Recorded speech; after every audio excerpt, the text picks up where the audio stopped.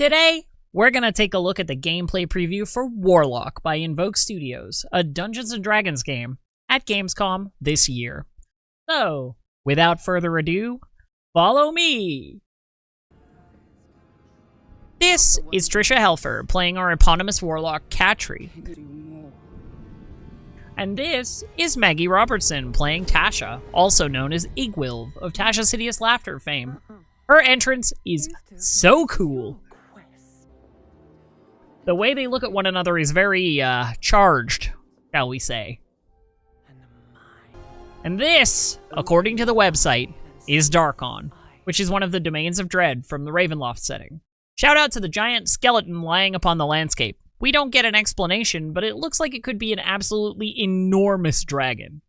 As our imp-familiar Skev tells us, this small village is Crickshank, but it's a settlement created and named for the game rather than a canon location that already exists. But since this is Darkon, this huge spire in the background is almost certainly Castle Avernus, the seat of its Dark Lord, Aslan Rex. But in 5th edition, Aslan Rex went missing in an event known as the Hour of Ascension that saw Castle Avernus explode and a new star appear in the sky. This is a reference to the old canon, where in the religious mythology of its inhabitants, the land of Darkon was originally stolen from the dead of the Grey Realm, who will eventually reclaim the land in a cataclysm known as the Hour of Ascension. The state faith, the Eternal Order, was therefore all about delaying the Hour of Ascension through ritual and sacrifice.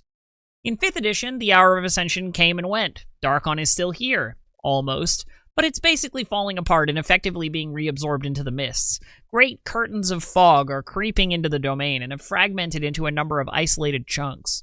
The chunks were presumably in here. The one containing Castle Avernus would be Lichgate, but this Castle Avernus looks, well, not especially exploded. So perhaps this is either prior to the Hour of Ascension or long after, with the return of Aslan or his castle's magic having pulled it back together. Or maybe some other weirdness is going on. You can never really be sure when the dark powers of Ravenloft are involved. It's also interesting that we have an imp for a familiar, since Tasha was first aligned with Demons of the Abyss, and now in 5th edition is an Archfey, both very chaotic. Imps are devils, as Katri says. The lower planers least likely to be affiliated with Tasha, but they are an option for Pact of the Chain Warlocks. And here is my favorite line in the whole trailer.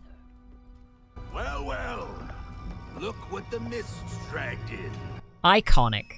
And if it weren't obvious, this is all happening in the Ravenloft setting.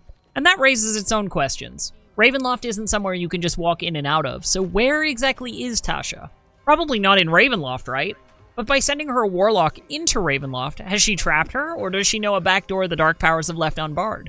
And how is Tasha maintaining a magic 4G signal through the mists?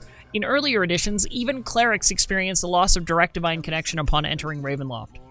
One of the passersby refers to Katri as a stranger from the east, and this is interesting too. East of what exactly? In old Ravenloft, the only thing east of Darkon was the Nocturnal Sea, and the domains of Life and Vekor, and historically, the Nightmare Lands. But they're probably not mistaking Katri for a Nocturnal Sea Islander. In 5th edition, there isn't really anything east of Darkon. The mists are closing in all directions. Another villager says he can see the mark of a warlock in her eye, implying that these villagers are familiar not only with the concept of a pacted warlock, but maybe either the symbol specifically, possibly Tasha's symbol, or a custom of patrons marking the eyes of their warlocks. How many warlocks have come through this village exactly, and how many of them belong to Tasha? Since Ravenloft is a mysterious place of power, curses, and magic, perhaps Tasha has taken a deep interest in this place. Katri demonstrated a sort of telekinetic ability earlier to throw a lantern and then a bolus of water. Here she uses Levitate and then Misty Step down into the cellar. This is the new spell, Tasha's Leash, which she also uses a lot. She demonstrates a sort of Burning Hands type spell, and then Black Tentacles to hold a rock she uses to telekinesis into position. Now, this is really interesting. The mists are eating at the very foundations. It's almost certainly a reference to how the mists are slowly consuming Darkon, which does imply that we're post-Hour of Ascension here, and that maybe the game will advance Darkon's metaplots somehow. When I asked the developers about whether Aslan Rex was going to feature in the story, they were very tight-lipped about it. But I did ask. Katri uses Otherworldly Leap here, and now's a good time to mention that some of her spells seem to consume a resource marked in the bottom right of the screen. Black Tentacles does, but Otherworldly Leap seems not to, which might suggest that we're operating closer to tabletop rules than you might imagine. Because in Tabletop, Otherworldly Leap is an invocation, which allows you to cast the spell Jump at will without expending a spell slot. The way the website seems to break this down mechanically is that Otherworldly Leap is considered a cantrip, and Black Tentacles is considered an advanced spell. So these two dots might be spell slots, used for what the game calls advanced spells, but it seems they replenish when Katri is out of combat. In Tabletop, Warlock spells replenish whenever you short rest, which makes them a once per combat resource, rather than a once per day resource of, say, wizard spells. Maybe we're abstracting short rests here as something that just happens whenever you're relatively safe. So in each combat, you've got to choose your two big shots carefully, but you don't need to hoard them like a Skyrim Dragonborn hoards potions, which, that's a sensible way of doing it that absolutely preserves the tabletop feel of the class. The other 3-bar indicator down there, I can't quite figure out. It appears to be an even more short-term resource that Katri seems to use for telekinesis and in-combat teleporting, but which appears to come back when she attacks. So maybe a pretty classic sort of video game resource. Get your chip damage in and wind up for your special plays. Maybe. Difficult to tell from just this. Meanwhile, this is a Death's Kiss, a lesser Beholderkin. Katri briefly conjures her pact weapon and then uses Tasha's Leash again, Gust of Wind to push the zombie into the pit, and a spell slot to cast the new advanced spell, Phase Switch, to exchange herself with the zombie. She then makes her way through what we've got to assume is a cleverly disguised loading screen, but she still isn't out of the woods yet, so she's still down a spell slot. She encounters a group of zombies down here and uses the Warlock classic Eldritch Blast with 2 beams to take 2 of them out, and then she cuts down the third with her pact weapon, causing her spell slots to recover. We get a money shot of Castle Avernus, again presumably, and a glimpse of the giant skeleton, and then it's time for the final encounter. Katri here shows off the ritual mechanic by casting the ritual spell Downpour to change the weather, and then Witch Bolt, which the website categorizes as a cantrip. It works a lot differently than the tabletop version of Witch Bolt, and more like a firebolt that does lightning damage. We've got some classic environmental shenanigans here, the lightning chains when all the zombies are standing in the wet, watery wetness.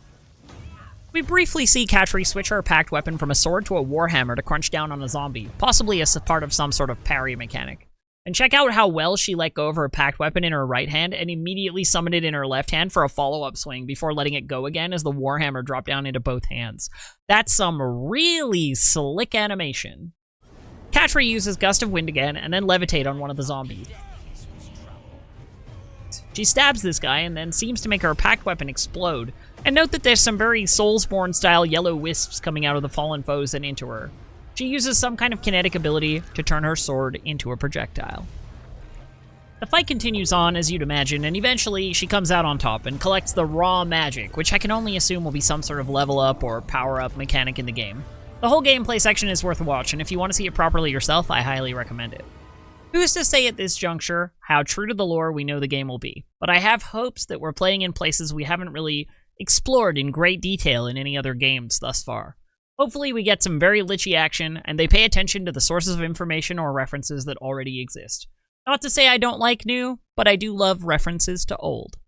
Honestly, I've got pretty high hopes. Thank you to my patrons and YouTube members. You should be popping up on the screen right about now. And you should note, everyone, that I have a second channel now, the VOD Viper. Link in the description, which I will upload things to that aren't as curated or as edited or as related to D&D. There's already a video up there, so go take a look.